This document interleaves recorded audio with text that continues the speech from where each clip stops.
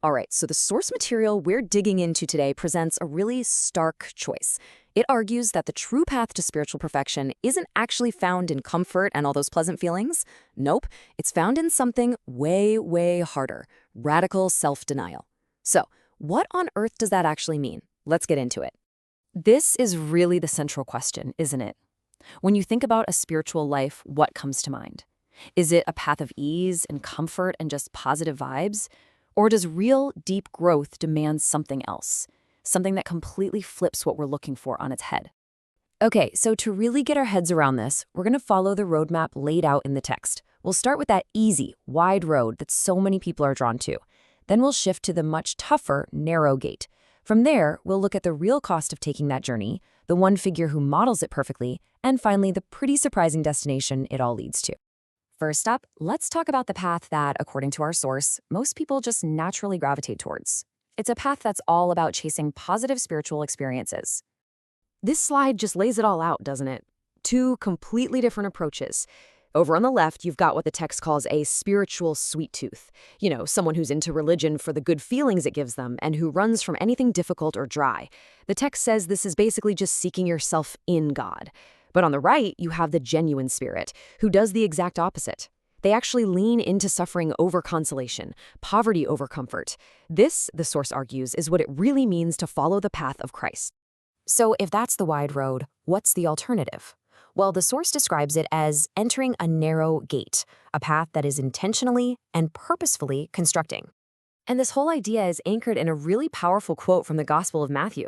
It translates to, "How narrow is the gate and constricting the way that leads to life, and few there are who find it." The text really hammers home those words, narrow and constricting.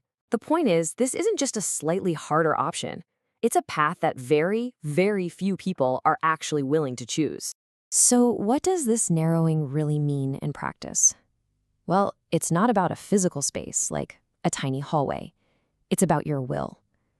The text defines it as consciously choosing to divest yourself, to let go of your attachment to all the worldly things, all the physical objects and sensory pleasures, because you love God more than any of them.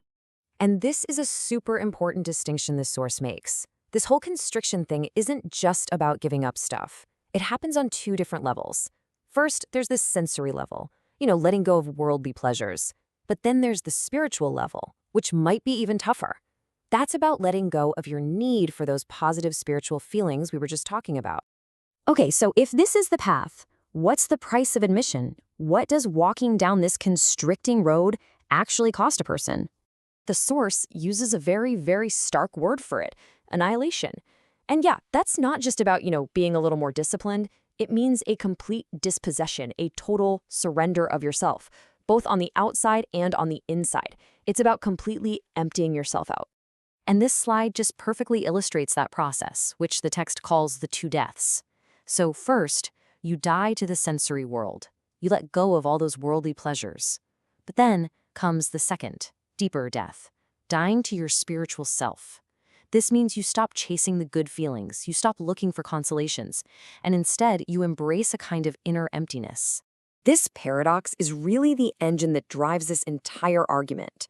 The text comes back to this idea again and again, that the only way to truly gain your spiritual life is to completely lose your attachment to your natural life, your wants, your desires, your comforts, and yeah, even your spiritual ego.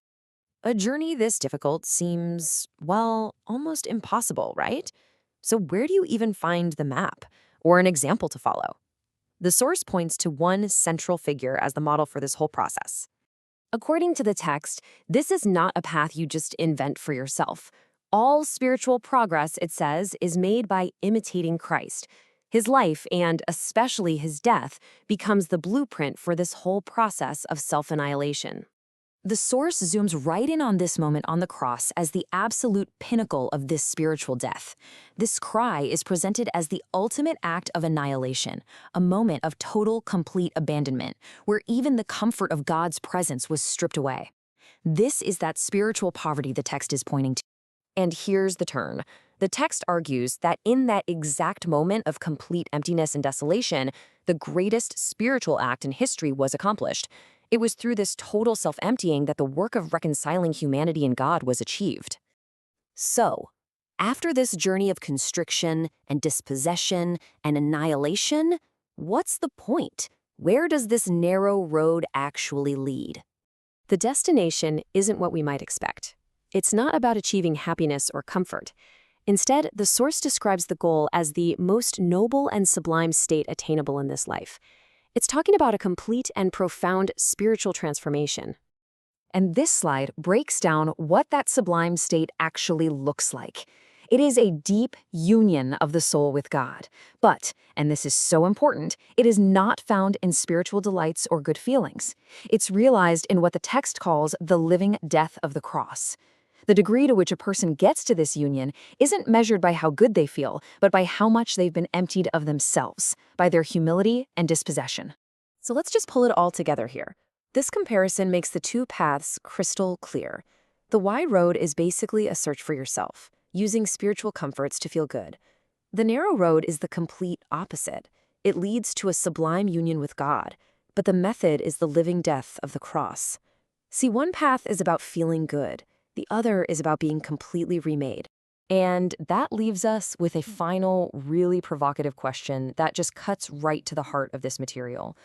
If this text is right, could it be that our very natural, very human desire for comfort, both worldly comfort and spiritual comfort, is the single biggest thing standing in the way of the profound transformation we truly seek? That's a challenging thought to end on.